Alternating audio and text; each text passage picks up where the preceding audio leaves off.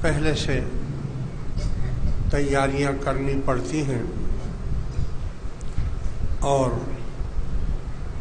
20 ربیع الاول سے 20 صفر سے اس کا کام شروع ہوتا ہے۔ آپ کو یاد ہوگا کہ پہلے شروع میں آپ پر ایک فنڈ رکھا گیا تھا جو 11ویں کے 1100 روپے اور 12ویں کے 1200 روپے ہوتے تھے۔ پھر آہستہ آہستہ اب یہاں بھی مہنگائی کا وہی حال ہے، پھر بڑھتے بڑھتے یہ 5000 ہو گیا تھا کہ ہر شخص پر 5000 روپے دینا لازم کیا گیا تھا۔ لیکن اب مہنگائی 200 گنا زیادہ ہو گئی ہے، بہت زیادہ ہو گئی ہے۔ تو اس میں ہم سفر میں ہی ربیع الاول شریف کا بھی اور جمادی الاول کا بھی عرس جو سالانہ ہوتا ہے اس کا انتظام اور بندوبست پہلے سے کیا جاتا ہے۔ اس میں یہ بھی ہوتا ہے کہ اگر مکمل طور پر وہ پیسے جمع نہ کرا سکیں تو 2 قسطوں میں بھی کرا سکتے ہیں۔ مثال 8 ربیع الاول کے لیے الگ ہو اور سالانہ عرس کے لیے الگ ہو۔ سالانہ عرس میں 4 روزہ پروگرام ہوتا ہے، وہ بھی مین روڈ پر ہوتا ہے اور کم از کم 100 بکرے اس میں ذبح کیے جاتے ہیں اور پوری پاکستان سے بھی جماعت حاضر ہوتی ہے اور غیر ممالک سے بھی آتے ہیں۔ لہذا میں یہ چاہتا ہوں کہ 20 صفر تک وہ جو فنڈ ہے وہ ہمیں مل جائے، کیونکہ 1 ربیع الاول سے اس کو روشن کر دیا جاتا ہے اور یہ 13 دن تک یہ سجاوٹ لگی ہوتی ہے، ڈگ روڈز کے پل سے لے کر کالونی تک، اور جنریٹر وغیرہ بھی منگوایا جاتا ہے اس کے لیے کہ کہیں ایسا نہ ہو کہ پروگرام میں لائٹ چلی جائے اور پھر وہ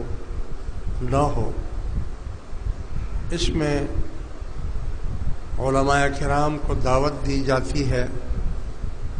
اور دور دراز سے نعت خوان بھی آتے ہیں اس میں، اور یہ تیاری جو ہے یعنی یوں اندازہ آپ لگا لیں کہ ربیع الاول سے لے کر جمادی الاول تک تقریباً 30 لاکھ روپے کا خرچہ ہوتا ہے۔ لہذا اس کی بھی میں آپ کو یاد دہانی کرا رہا ہوں اور مشوری شریف کی بھی آپ کو یاد دہانی کرا رہا ہوں۔ باقی کرنے کرانے والا تو میرا مالک ہے، جس کا کام ہے، جس کا یہ میلاد ہے، جس کا یہ پروگرام ہے، وہ خود ہی کرتے ہیں اور آج تک کبھی کمی نہیں آئی۔ مالک نے ہمیشہ سبب بنائے ہیں توکل پر، فقیروں کا توکل ہوتا ہے، کرنے والے میرے آقا سرکار مدینہ ہوتے ہیں، رحمت اللہ کی ہوتی ہے، اور جو خوش نصیب بھی اس میں حصہ لے لیتے ہیں یہ ان کی خوش نصیبی ہے، ورنہ وہاں پر اس کی بھی کوئی ضرورت نہیں، حاجت نہیں۔ وہ چاہیں تو ذرے کو آفتاب بنا دے، وہ چاہیں تو احد پہاڑ سونے کا بن کر ان کے ساتھ ساتھ چلے، وہ اگر نگاہ ڈال دیں تو زمین بھی سونے کی ہو جاتی ہے۔ ان کی آل اولاد اہل بیت حضرات کی یہ شان ہے کہ اگر وہ چاندی کے ٹکڑے کو پر نظر ڈالیں تو ہیرے جواہرات بن جاتے ہیں۔ یہ تو صرف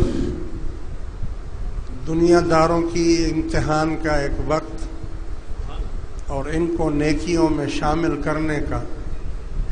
ایک بہانہ ہوتا ہے، اور یہ حضور کی سنت ہے۔ اللہ کے فضل و کرم سے اگر پوری جماعت میں سے ایک شخص بھی اس میں حصہ نہ لے تب بھی اللہ کرے گا یہ ہوگا، اور ہوتا رہا ہے۔ یہ آپ کا ہم پر کوئی احسان نہیں، ہمارا آپ پر احسان ہے کہ ہم آپ کو اس کار خیر میں شامل کرتے ہیں۔ لہذا ایک یاد دہانی کے لیے میں نے آپ کو سال میں ایک دفعہ یاد دہانی کرائی جاتی ہے، وہ بھی اس لیے کہ اکثر جماعت بھول جاتے ہیں، نماز عید کی نیت بھول جاتے ہیں، لہذا اس لیے یہ پورا پروگرام آپ کے سامنے رکھ دیا گیا ہے کہ سفر اس محرم کے مہینے کے ختم ہونے سے پہلے 2 دن رہ گئے ہیں آپ کے پاس، مشوری شریف کا فنڈ پہنچا دیں، اور 20 سفر سے پہلے اب یہ آپ پر ہے۔ پہلے 5,000 تھا، اب اگر کوئی کر سکتا ہے تو 10,000 کرے، ورنہ کم از کم 8,000 کرے، کیونکہ جس حساب سے مہنگائی کا تناسب ہے تو ہر چیز مہنگی ہے، اور بجلی کے بل بھی اللہ کے فضل و کرم سے ہر ہفتے بڑھتے رہتے ہیں، یعنی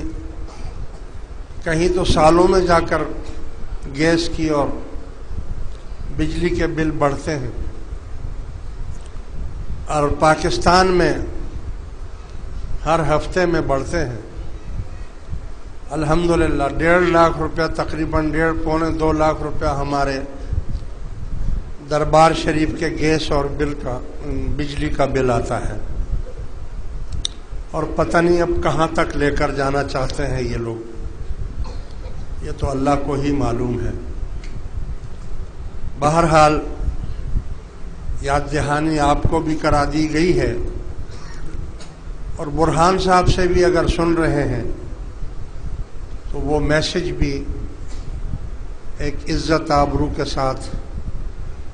نہایت ادب اور عقیدت کے ساتھ ایک میسج بھی چلا دیں تاکہ جماعت کو یاد دہانی ہو جائے۔